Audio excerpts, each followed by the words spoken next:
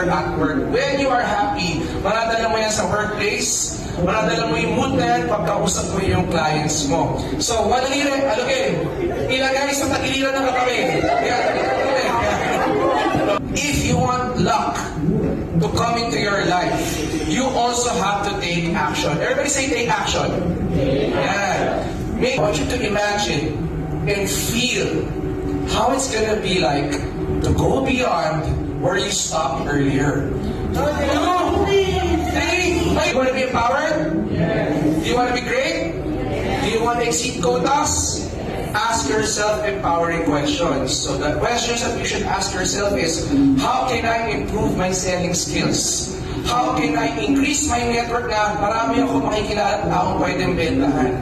This year, we will exceed our quotas! Lahat tayo, magkakaroon ng good health this year! Yung mga walang jowa, magkakajowa na this year! Malakas na! Lahat tayo magiging billionaire this year! Ayan, maraming salamat po. My name is Coach Jeff. Thank you, Pastor Paula. Maraming natutunan.